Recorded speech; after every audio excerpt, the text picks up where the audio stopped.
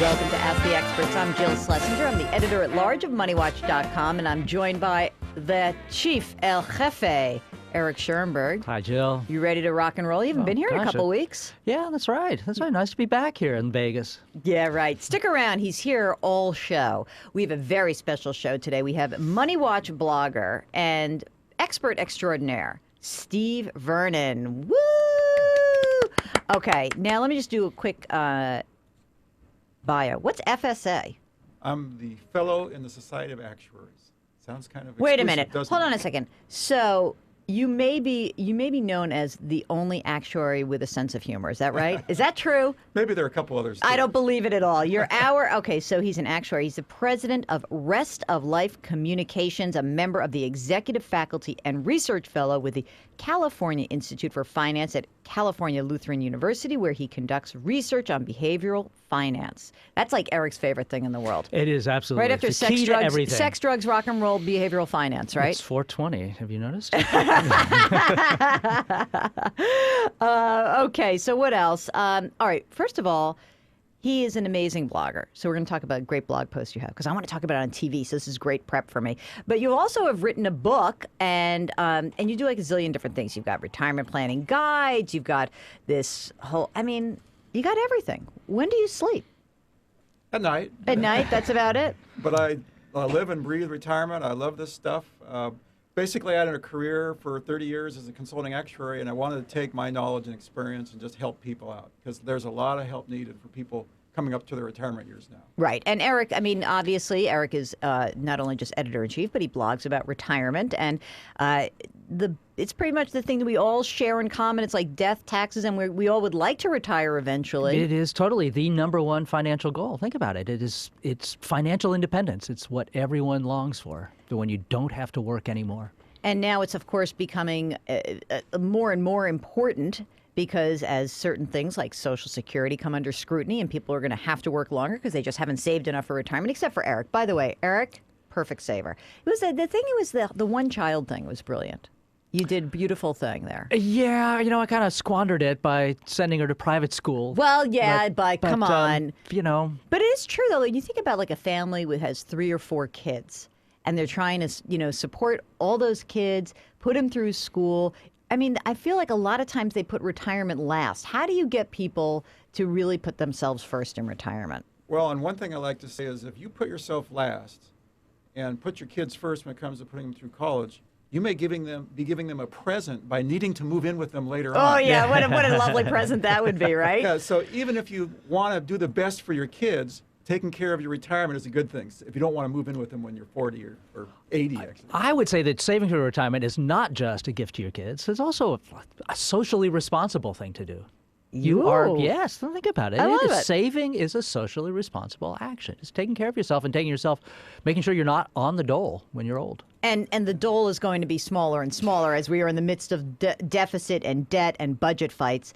It's clear that people are going to need more and more money, whether it's more money to pay for health care, because Medicare and Medicaid are going to be different kinds of programs. And again, they may not be totally scrapped, but they're going to change. That Social Security is likely to change. Oh, by the way, go read Eric's post about Social Security. He is getting just comments up the wazoo. Eric, can you please just give us a quick Social Security primer and why everyone got so mad at you? Oh, well, Steve is an expert on this too. But what I said was that Social Security needs to be thought of as part of the budget, that we need to include it. It's just because the way we do the accounting, it's easy to make it balance its own books, but its own books are part of a whole broader budget. And if it's not part of the conversation about the budget deficit, we're not being serious about the budget deficit. Steve, what do you think? And I couldn't agree more. Actually, it is part of the federal deficit. It's been part of the deficit for years. They just didn't portray it that way. Right. Lockbox.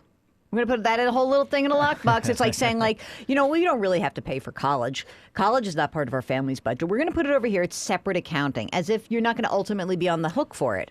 It's silly, right? Right. The money has to come from the same place. All right. So if you've got retirement questions, you can obviously go onto MoneyWatch.com where you are, click a question, go into the chat room, ask us any questions you have. Let's get to a few questions because we've got a bunch that are, I think, pretty representative of the kinds of questions we get all the time. And I'm sure the kinds of questions you get all the time. So Roxana wants to know, is it always better to invest in a 401k even when the company does not match funds Or should I use the same funds to invest or put into a Roth IRA? Steve, what's the Roth IRA versus 401k? Well, first of all, I'd like to congratulate Roxana in distinguishing between match and not match, because never pass up the opportunity to get a match. So she's got that right. But to answer her question, I'm actually going to have her do some homework, because there's not a clear-cut answer whether you should do unmatched in a 401k versus contribute to a Roth. Right. And so the kinds of homework I'd like to have her do, are the funds in her 401k plan better than what she could get out on the market? And that can go either way. I've seen some small companies where the funds in their 401k plans are really bad, and you can do better on your own. But if you're in a large company, real smart people at that large company negotiate better deals for you as a 401k participant that you could get on your own. And so what we really need to do is look at what are the fees that the funds are paying, what has the performance been, and make that determination. Can you do better on your own versus what the company has shopped for you? What about, Eric, the idea of my tax bracket could rise or fall in the future? It sounds like Roxana may be younger. I'm not sure, but how do you make that determination? No, I think that's a good question, and that's the key thing that you want to factor into your decision of whether to go for a 401k or a Roth after you've thought about these things that Steve has talked about. Because a Roth is tax-free, you're not going to pay taxes when you pull the money out as you would with a regular 401k. So if your tax bracket is going to be higher when you're older, then a Roth is a better deal. It's hard to predict that, but the way things are going, I would say that it would be prudent if you have the ability to have some money in a Roth and some money in a regular tax-deferred account like a 401k or a traditional IRA. Right. Oh, and Eric, I'd agree with that. And that's, to me, another form of diversification, tax diversification. Right. Have some in a Roth and some in a traditional, because you just don't know where tax rates are going in the future. And Steve, do you think that there is any possibility that the Roth could be taken away? I mean, it seems like almost too good a deal.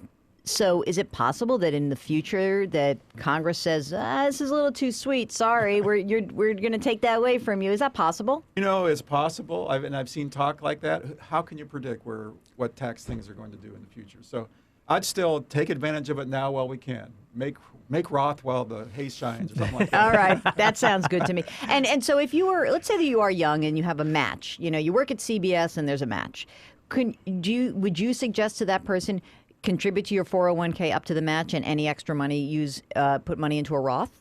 Well, what I'd say is, first of all, yes, contribute up to the match, because you don't want to miss that money. But after that, you could go into a Roth IRA or a traditional IRA. So there are really two different issues here. One is stick in the company's plan or go outside the plan. But once you go to an IRA, then is it a traditional IRA or a Roth? Right. If you're a younger person, I actually like going into Roths, because if you're early on in your career, you might be in a lower tax bracket now than you might be later on. Yeah. And so that makes sense. Right. Going to Roth. So it generally, I think it's a good idea. Okay. DP in Georgia wants to know, where should you invest money that you feel almost certain that you will need in the next 12 to 24 months? CD rates are abysmal and short-term bonds have no rates.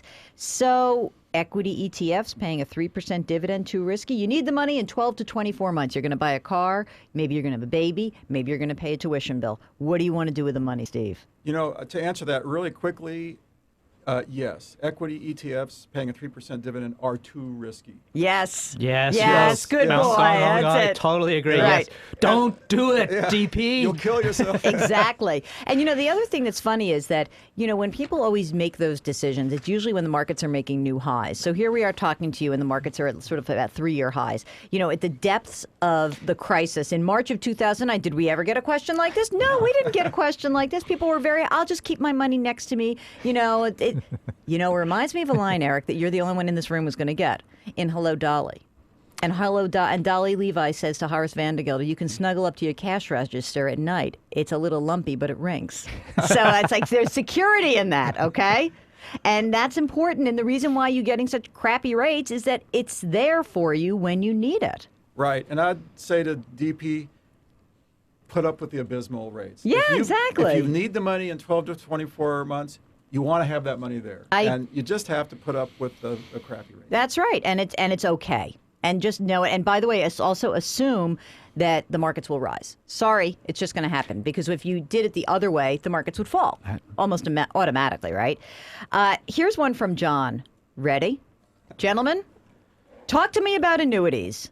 Like? Talk amongst yourselves. Okay, so let's just start by saying that annuities are contracts that are offered through insurance companies, and they come in a lot of different flavors. So let's start with the boring kind, the fixed annuity. And Steve, is that something that you think is important or should be part of people's retirement?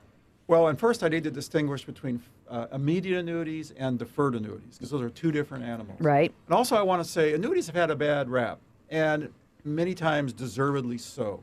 So a lot of deferred annuities were sold to people that had high commissions, poor performance, and they've given annuities a bad name, and the bad annuities deserve it. But you need to, don't throw the baby out with the bathwater. You need to look beyond the bad names.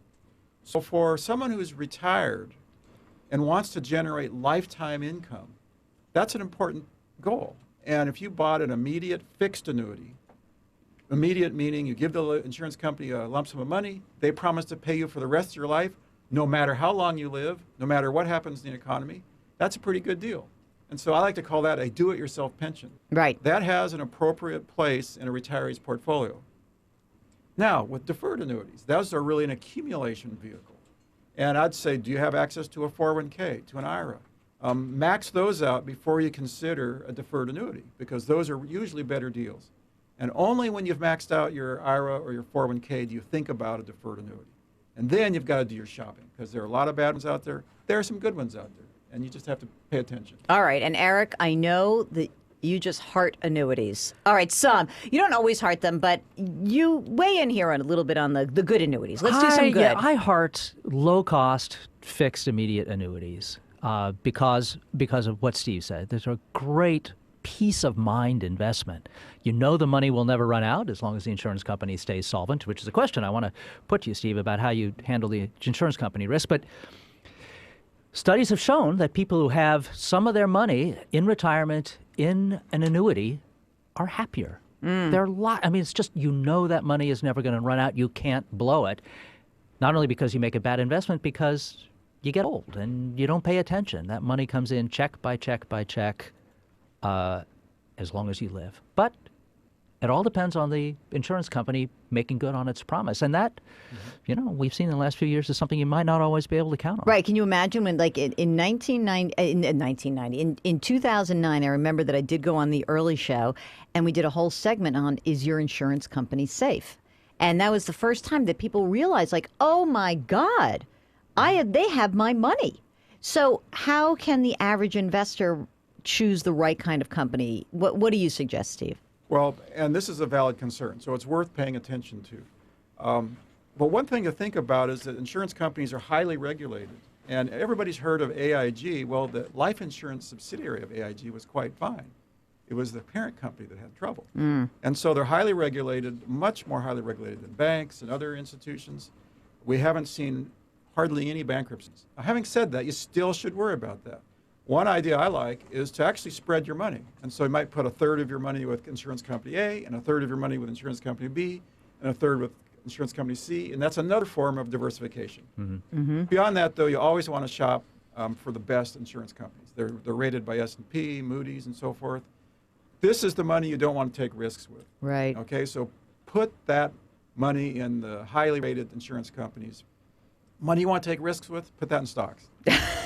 Right, exactly. Okay, here's Randy, who says, I've recently retired. I've concluded that I should roll my 401k into an IRA and that the fees are nearly equivalent in the IRA. So here is your previous point, which is make sure you can get fees that are certainly better or at least equivalent. The IRA provides far more choices in investments and strategy and provides more visibility into holdings and performance. In anticipation of the imminent rollover, I have positioned my 401k mostly in cash in a stable value fund. I'm not sure of the wisdom in that move, but it's done. Note, outside of the 401k, I have enough cash to last me 4 or 5 years in retirement. So that's a nice nest egg. Here's a question.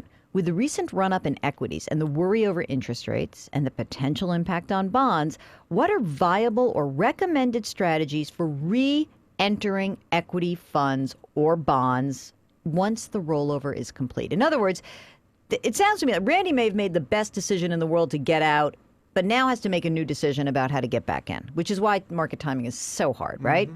What should we tell Randy, who could be a man or a woman? Randy, the androgynous Randy. What's to do? What do we do?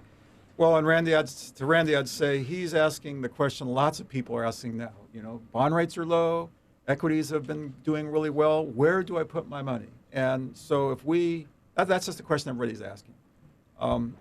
The fact that you've got 4 or 5 years of cash reserves does give you time to ride out any ups and downs that might come in the next 4 or 5 years. So that puts you in a good position to actually take some risks with that money.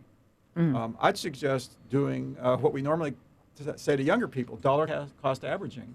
If you want to get back into the equity or the bond market, but you don't know where interest rates are going or where the market's going, dollar cost average back into that over the next couple of years. Put some of your portfolio, put your toe in the water, but not the whole thing.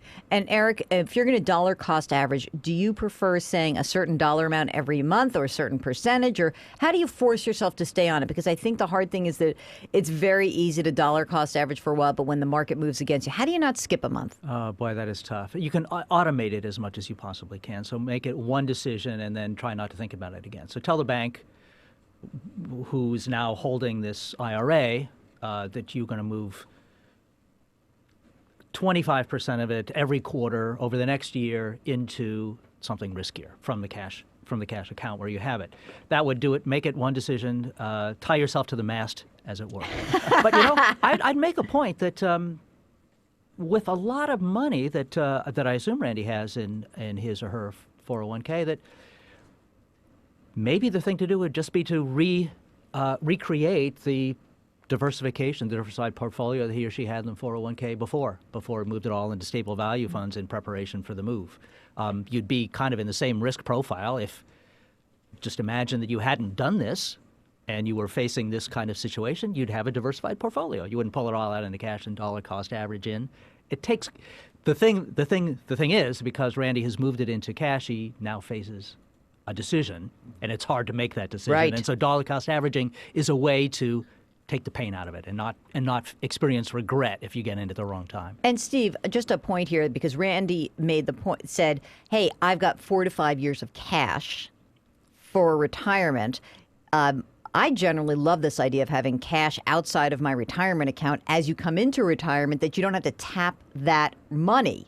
So if you're going to give someone counsel about how much money should you have in cash, how many years do you want socked away? What's your prescription for that? Actually, and I love this idea, because if you are relying on your equity investments in 2008 and the market's melting down, you're panicking. Right. But if you've got 4 or 5 years worth of cash that you can draw on, you're not panicking. Right. And so that can be the difference between sleeping at night or not. And so 4 or 5 years is maybe a little longer than I would normally recommend, maybe 2 or 3 years. But if you want to be safe, 4 or 5 sounds good to me. Yeah. Okay. Check this out. Here comes Tyler, who's 24 years old. Bless your heart, Tyler. Tyler has maxed out his 401k. Woohoo! Oh, Earned $115,000 a year. Oh. Okay. 24. Go for it. Maxing out. And let's assume that Tyler's maxing out at the IRS limit, not to get the match. Okay. 115 grand a year. Am I putting enough away to retire at age 55? Let's get our calculators out. I watched my parents work till they were in their late 60s. I just don't want to do that. I'm scared of the market now, but I'm not sure that the 401k is enough. First reaction, I mean, we don't know how much Tyler needs to spend, but let's say that Tyler needs whatever, 80 or 90 grand a year that we're going to try to target in 50 years, 40 years. Tyler on the right track? Well, first of all, congratulations. He's on the right track. Maxing out at age 24 is a good thing. Now, is it enough to retire at 55? Actually, probably not. And with Tyler, if he's 24 years old now, there's a good chance he could make it to 100. Oh. He might be, if he retired at 55, he might have longer period of his life retired than working. And so I don't think he could make it at 55. Now, he could easily retire in his mid-60s, socking away that kind of money. And I'd say to Tyler, and he may not buy this at this age, but when you get to 55, you may not want to retire. It may sound right. good right now, but what you really want to do, even if you're socking away this amount, it'll give you the financial independence. So at 55, you could find the kind of work that you love doing. Actually, try it now. But if you don't, maybe you couldn't retire at 55 and do no work, but you could find the kind of work that you like doing. Well, I think that's great, and I agree with you that people will say 55, they get to 55, and the problem is if you get to 55, you can't access your retirement accounts anyway. You don't really want to, and it's an awfully long time to be supporting yourself. I mean, till 100, right? Potentially. Here's one from Barry. Based upon the current market, my investments have clearly not grown as expected. With that said, I'm looking into a reverse mortgage as a line of credit to use for an emergency. What are your thoughts and recommendations about the reverse mortgage for me? Well, and first of all, reverse mortgages are one way to tap into home equity. There are other ways to do that. But what I counsel people is that right now the reverse mortgage market isn't as competitive as I'd like to see it. The fees are high, the interest rates are high. But I think as more institutions enter the market, I think it'll get more competitive. So I'd hold off unless you really need the money now. But I counsel people, use that home equity in reserve until you really, really, really need it, which is most likely for a long-term care event in your 80s. And Eric, there have been a lot of stories about bad things happening in the reverse mortgage market, so that people feel like they're sort of taken advantage of, and that I think that, this is a great concept, which is, you get the equity in your house back, and then when you die, the house goes to the lender.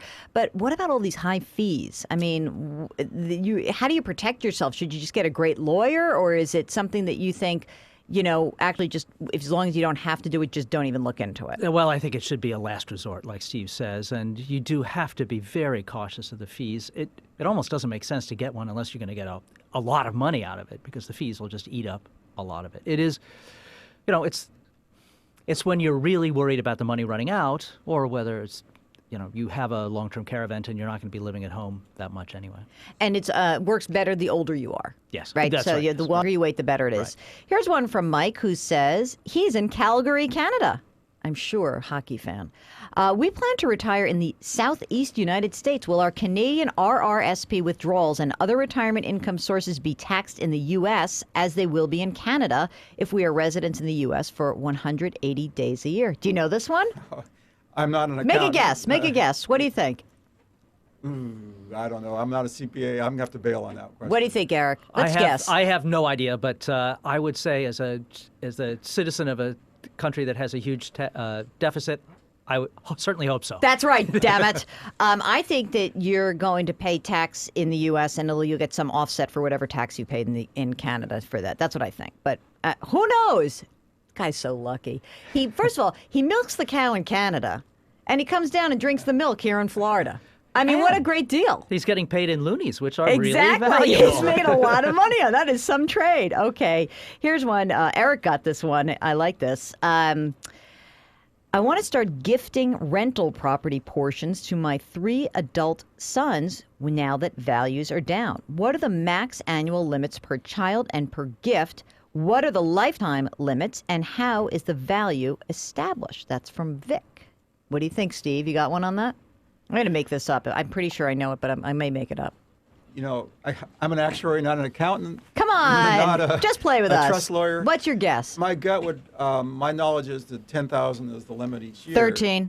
13. Well, okay, Jill, take it away. No, so it's 13. It's 13. And if you and your wife give it jointly, it's 26. Right. So there's that. And you can do it every year, and it won't affect your gift tax exclusion. Now, the limit is pretty much the sky, and all you're doing is, if you exceed 13,000 per year, you're limiting your gift tax exclusion in your estate. So right. It's not really that terrible. There may be reasons you might even want to try that. Right. And you can do it all. You can do massive amounts, but you're going to have to file a gift tax return, which is a pain in the neck. And like you said, you're just burning up your future exclusion.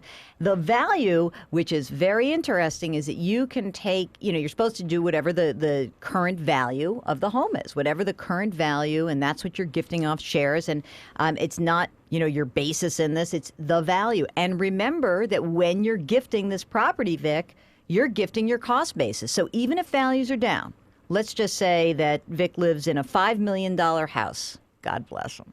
And the value went from $5 to $3 million. But Vic only bought the house with his wife for $200,000. that means your kids get that cost basis. You gift that to them as well. Whereas if you just drop dead, they get a step up in cost basis. Not that I wish you'd drop dead. I'm just giving you the answer here. You know, like, so you got to be careful. The thing I always get nervous about with gifting real estate is that people think, this is not this particular situation, but you know when people gift it and they say, I want to get the house out of my name because I don't want to affect it for nursing care or long-term care, and they just give the house away and not realizing that actually there's a tax implication in that transaction, right? And so we just got to make sure that you keep all of your I's dotted and T's crossed, right? So they're gifting a tax liability to. Yes. Or okay. potentially. Potentially, right. Houses get a Now, break. you know when this is used quite brilliantly is when you have something that actually is like a farm where you can take a discount from the IRS's point of view. You can actually, there's like an IRS rule that says you can take a discount because it's an illiquid asset that you're gifting.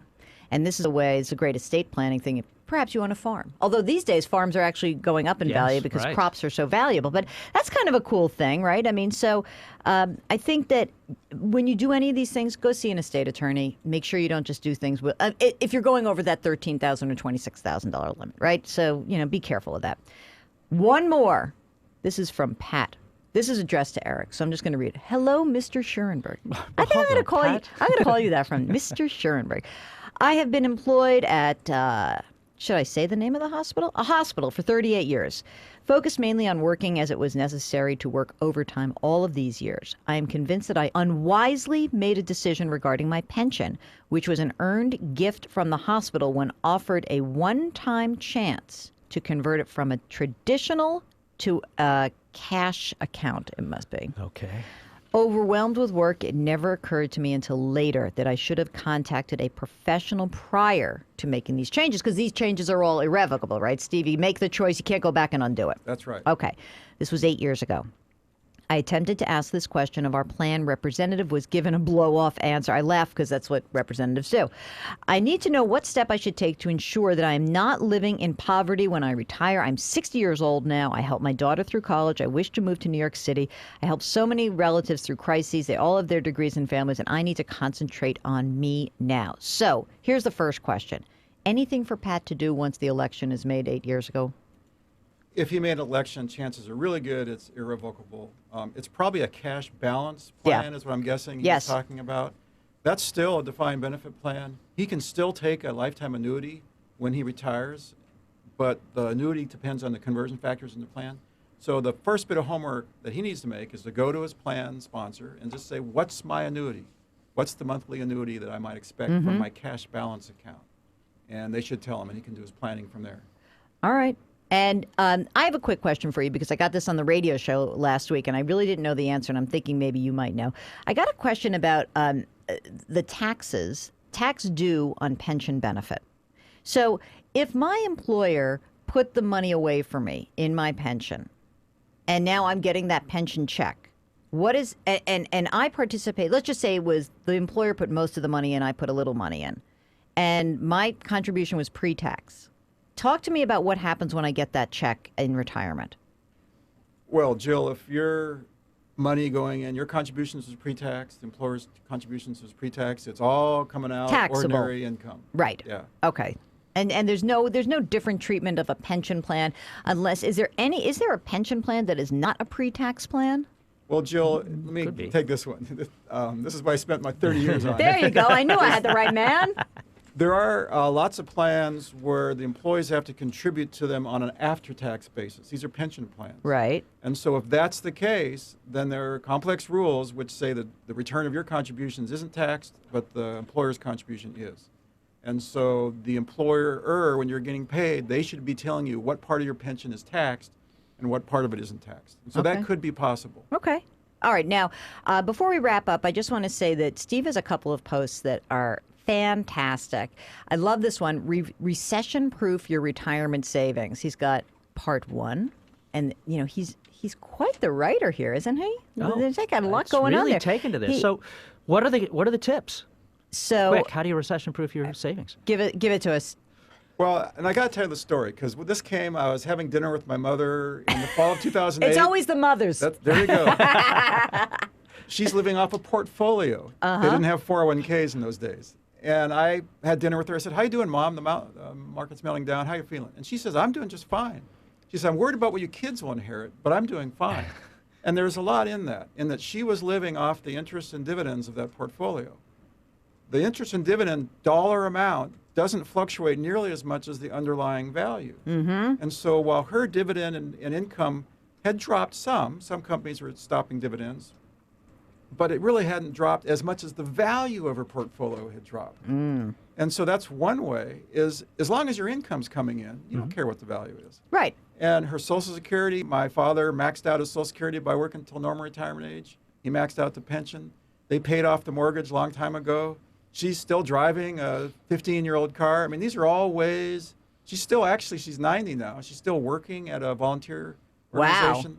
She grows her own food. I mean, these are all ways to recession-proof your life. And really the idea is, are your income and expenses just immune to what's all the craziness going on? And that's really what takes the emotions out of every single one of your decisions, right? Right. It makes it so much easier if you're like, oh, wait, I actually can control a big part of this. I think people really don't understand that. That's the beauty of this kind of the stuff that you write. Yeah, I know you have 2 parts to the series, and you talk a little bit more about some of the funds that might be good to help recession-proof your retirement.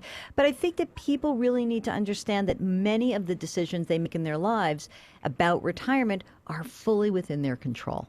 Right. And earlier we talked about annuities. My mother had a lifetime annuity, so she didn't care what the market was doing as long as her annuity check kept rolling in. Right. And these are the kinds of things that you can analyze and make decisions when you retire that set you up. And the reason this is important is that when you think about it, you're going to be retired for 20, 25, 30 years. Look back. How many meltdowns have we had in the last 25 years? How about 2 in 10 years? Yes, That'll right, catch your so- attention. And so the idea is to set yourself up, not if the next recession happens, it's when it Yeah. happens. I Because think- we're going to see 2, 3, 4 more in our lifetime. I'm going to hide under my bed next time. I really am. Steve, can you tell me when they're coming? Exactly, please. By the way, don't forget to go to check out Steve's Money for Life Retirement Planning Guide. It's pretty cool. It's right on our website. So we have it up here. 4 steps to a healthy and prosperous retirement. Can you just guarantee me those? Healthy and prosperous? No guarantees, right? No guarantees, but almost, Jill. All right, all right. Trust me, I mean, trust me. all right, all right. I just like that from an actuary because I feel very comfortable that an actuary will give me that information, right? You know that the numbers are solid behind it. All right. Well, go check out Steve's blog here at MoneyWatch.com. Check out Eric's blog, which is fantastic. And and I'm not just sucking up because he's the boss, but frankly, he's my boss. So And go check out click. Jill's blog, which Whatever. is Don't also even worry fantastic. Don't worry about that. But really, I think Eric's blog about Social Security is the most cogent explanation of what's going on in the Social Security arena that I have seen. It's just succinct. It's easy to understand. Go in there, read those comments, see why people are so pissed off. And I like that you respond. You don't shy away, man. You're right there playing with the gang. There's a lot of ignorance, a lot of misinformation about that system. Exactly. So you want to know what that system is, and go to Steve's blog to learn how to prepare for your retirement, and stay on MoneyWatch.com. Come back next week for Ask the Experts. We love your questions. So remember, send us questions. Ask the Experts at MoneyWatch.com. You can send them throughout the week. Sometimes we just have some episodes where we just do a grab bag. So feel free to send those anytime. We will field them and send us ideas if you want a specific topic. We're always happy to hear from you with those ideas. So I am Jill Schlesinger. Eric Schurenberg. And you are? Steve Vernon. Damn, that sounded good. You've been watching Ask the Experts. Thanks for watching, and we will see you next week.